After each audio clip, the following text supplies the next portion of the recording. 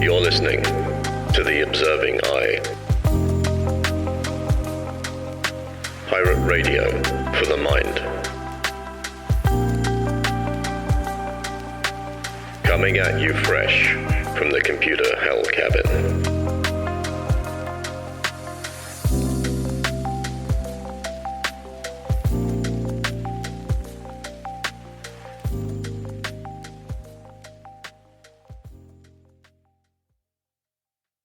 Hello, you beautiful lot.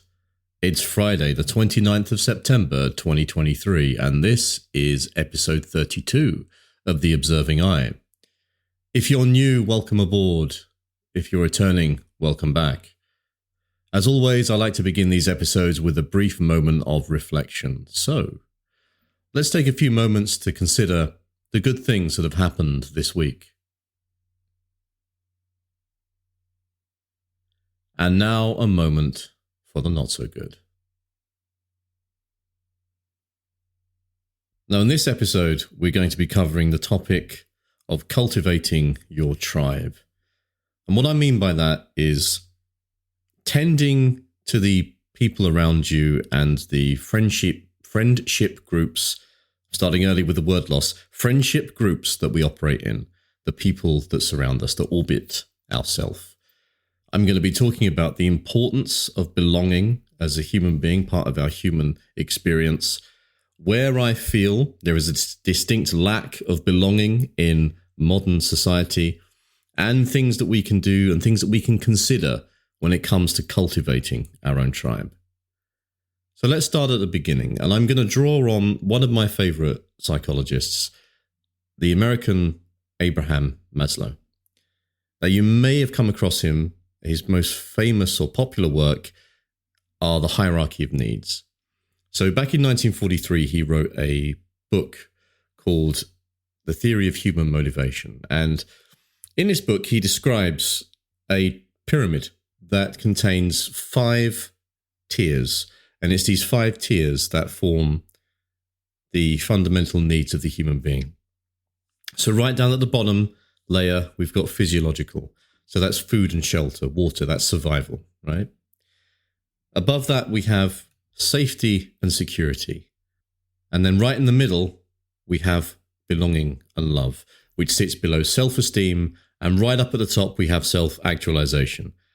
I'm not going to spend too much time diving into the aspects of the other tiers, but I do want to talk about that middle tier, belonging and love, because I think it is a very useful starting point. And in the interest of brevity, I don't want to go too deep into his theories, but if you are interested, grab yourself a copy of The Theory of Human Motivation. It is not a huge read, but it is interesting and does define a lot of these terms quite succinctly. So, Maslow on belonging. So Maslow says that once we have met our basic physiological needs, so that's food and water, and our necessity for safety and security, that's all covered, we then need to seek fulfillment in our social side. So our social side includes the feelings of belonging, of love, of intimacy.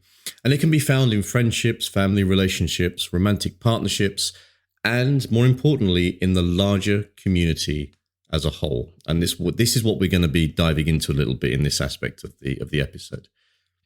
So our need for longing, according to Maslow, it's a critical aspect of our psychological development and our well-being. We all know this, I think, intrinsically to be true. Common sense tells us that a lack of belonging, whether it's due to isolation, loneliness, a sense of not being understood, a sense of not being valued, all of these things can lead to various emotional and psychological challenges. I'm sure many of you out there listening to this have been in that place yourself. I know I certainly have. When we lack in belonging, when there's our sense of community and connectedness to other human beings is absent, we face a slew of things such as anxiety, depression, and low self-esteem. So Maslow breaks down belonging into 2 distinct categories, which are related but slightly different. So we have love, which we all know is the emotional bond between human beings. And, not just romantic love, there's platonic love, there's friendship, there's familial love Love encompasses all. And then we have belonging, which is the broader sense of community engagement, of group involvement. It's the idea of being part of something that is greater than ourselves. Maslow suggests that when our needs for belonging and love are not met, it can result in a psychological imbalance. Our pursuit of belonging is not merely a desire. It's not just something that we want to do.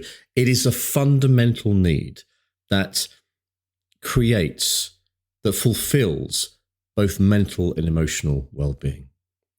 When our needs for belonging aren't met, it becomes difficult, if not impossible, to pursue our higher level needs of self-esteem and the Uber mensch at the top of that little pyramid, self-actualization. We are stuck on the middle rung, unable to grow effectively as a human being. Now, I wrote an article probably about a year ago now where I talked about the dangers of meritocracy in society. And there was an aspect of that essay, that article, that I think is equally relevant to our sense of belonging as it was to the dangers of meritocracy. So the modern world that we live in, right, it's very, very different to the traditional societies that we once existed in. Not so long ago either, in very recent history, essentially. Our current world is a space of materialism, individualism, and disconnection, which do nothing but fuel these feelings of isolation and loneliness. So let me talk just for a minute about the difference between modern and traditional societies, okay? So back in the late 19th century, there was a French sociologist called Émile Durkheim who took some time to look at the differences between traditional and modern societies. So a traditional society is a space where people believe in religion, where they were more focused on community than the individual, and they worked normally in small groups, often family-owned, with the village life firmly rooted at the center of their existence. Modern societies, the space that we exist in now, are very different animals. We work as individuals, we live in huge cities. Romantic love has replaced village life as the central anchor of our being, and God is as good as dead. Now, what's concerning is that Durkheim noted one striking, stark difference between traditional and modern societies, and that's that the suicide rate in modern societies is 25% higher than in traditional ones. And this shouldn't really be a surprise to us when we think about the importance of belonging and the disconnection that exists within modern society. We travel 30, 40, 50 miles to work. We don't work where we live. We rely on digital connection, which, it has its merits and it's damned useful. But there is a lack of the physical and a lack of the intimacy that comes with that physical connection, the physical space with other human beings. Modern consumerism promotes the individual gains over collective well-being. So in this space where the individual is promoted and revered over the group, where we are more disconnected than we used to be, what does our tribe look like and how do we curate it? So I'm going to start by telling a little story about myself. I want to speak from my own experience, and I'd be really interested to hear all of your thoughts and ideas and experiences on this as well. I'd like to get a bit of feedback to see what you think around this. So I remember back in my 20s, back in my day, in my 20s, I was all about going out and socializing and enjoying being around other people. I would flip between social groups. There was a lot of people that I would associate with, but very few people that I would say I had a deep connection with. It all felt quite superficial, not in a bad way, and that's no denigration to those relationships whatsoever. It just is what it is, or it was what it was, As I kind of got older, the peripheral people seemed to drift away. And this felt like a bit of an unconscious effort, essentially. My values changed. And I think all of our values change as we get older. All of our values change as we grow as human beings as part of the process. And I found myself left with probably 2 or 3 people that I would consider to still have a connection with, that I would speak to on that level, that I feel there is a valuable sense of belonging with, that enrich my own human experience. And I think fundamentally, to me, that is the act of curating your tribe. We all have someone or someones, plural, in our social group that are draining or that take consistently and that don't really bring us anything of value in that sense. That's not to say that they're bad people. This isn't about good or bad. That's to say that they don't meet our needs, and, it's very likely that we don't meet theirs. And yet these relationships can persist, and we maintain them out of a sense of obligation or being kind, some niceness that we want to portray, or a feeling that we want to help. So we maintain these relationships, and they aren't necessarily in our best interest. Again, this isn't me saying that, we need to be selfish, but equally, we do need to consider our own well-being. And sometimes removing people from your life that are causing a detriment to your well-being is the best option, is the way to curate your tribe, to look after yourself. I definitely feel like as I've got older that, and this is another question I want to pose to you, and I'd be interested to hear your thoughts on this as well. So I was having a conversation with a friend yesterday, and we touched on this idea around what it is that motivates us around belonging, around the people that we bring into our lives, into our circle, into our tribe. And it's interesting because we're both introverts. So for me, speaking as an introvert, and quite a significant one, I absolutely love my own space. I'm very content just being by myself. I genuinely enjoyed the experience. It's kind of addictive, kind of liberating for me. Okay. And it is not in my default mindset to reach out to others, to be around others at all. But I equally recognize that it is an important component of my own well-being. And for some reason, it's been something that's cropped up in my thoughts the past week or two, probably longer, actually. I think it's been simmering in the background for a while. And I've been wondering what it is. What can I do? What can I do to improve the relationships? So I've done the curating the tribe. I know the people that are in my circle. I'm content with them being there. They all of them enrich my life in some way. They bring something that makes my life better. And I feel like that's reciprocal as well. So I have that. I have the tribe. And I'm very grateful for that.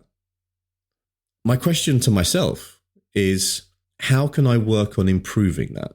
How can I improve the belonging? Because, all things require an injection of energy and effort to be sustained. All things move towards entropy unless we act to bring them back up again. So I'm having to make sure that I am mindful of maintaining connection, that I reach out and communicate and foster and nurture the relationships. What I'm curious about is, and I have no experience of this, how do extroverts handle belonging differently to introverts? I'd be really keen to hear from any of you extroverts out there on your experiences and how they may well differ from mine. And I imagine they probably will. So if you're listening and you're an extrovert, I want to hear from you. Drop me a comment on the Substack under this podcast episode, or hit me up on Instagram, which is @TheObservingEye, same as the name of the podcast, with no spaces. I'd really love to hear your experiences, and I'd like to, if with your permission, speak about them in a later episode where we come back and talk about this. I'd like to do a little bit of interactivity, some group reflective work where we can discuss these things in more detail, because it helps me grow as well, helps me to understand. I'm all about trying to get my head around the human experience, as you've probably gathered if you've listened to any of these episodes before, and I would love to hear your experiences. So please, if you're feeling motivated, if you're feeling inclined, drop me a message and let me know your thoughts on that. Jumping back to the tribe very quickly, as I said, I am intensely grateful that I am in a position in my life where I have got the tribe that I want. And I want to just talk a bit about how I've got to that space so that we can help foster belonging and tribes within all of you if you are looking for that, if that's something that you're seeking. Now, I think the most important and influential aspect that enabled me to cultivate my own tribe was understanding my own values, was being able to assess who I was as a person, what I want out of life, and to find people at the same level. It's no good bringing people into your tribe that you want to help enrich you if you are coming at it from totally different angles in terms of value. There's no common ground there. You need to share a similar set of values. And I feel like you need to be at a similar set point in your life as well. Experientially, you both have to be at a reasonably similar level of emotional maturity, for want of a better word. I think it's also really important to be able to set healthy boundaries when you're looking to create your tribe. It's very easy to begin expanding the social circle and bring people in, but we have to ensure that we maintain boundaries to keep the quality of the relationship.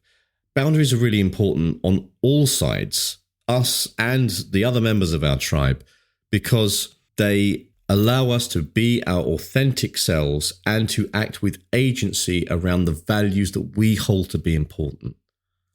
I also think it's really important to be reciprocal. I think all good relationships, there is an aspect of reciprocity where we support each other. And I when I say reciprocity, I don't mean in the old consumerist contractual idea of, you buy me a beer and I'll buy you one back.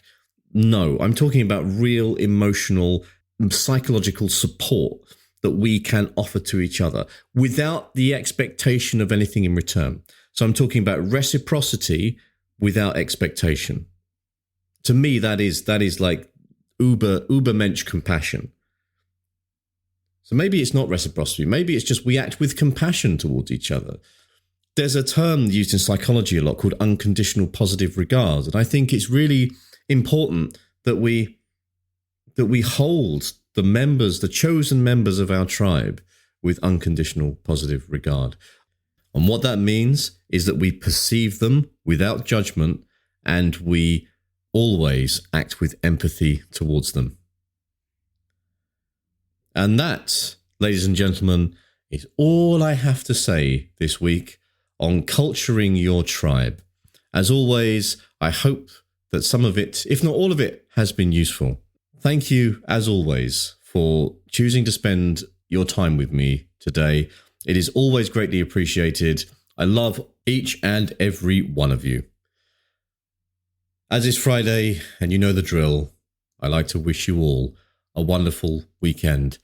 Think about your values so that you can bring that into cultivating your tribe. Who do you want in your tribe? Who do you want out? Contemplate that this weekend. And as Terence McKenna said, find the others. Much love, and I'll catch you soon. You've been listening to The Observing Eye. Thanks for spending some time with me today. I hope that you found it useful. And if you're interested in any more of my writings or work around psychology and philosophy and general day-to-day living, please go and take a look at my Substack, which is theobservingeye.substack.com. And that's I as in the letter, not I as in the gelatinous organ through which you see. Take care, everybody. Much love, and I'll see you soon. Bye.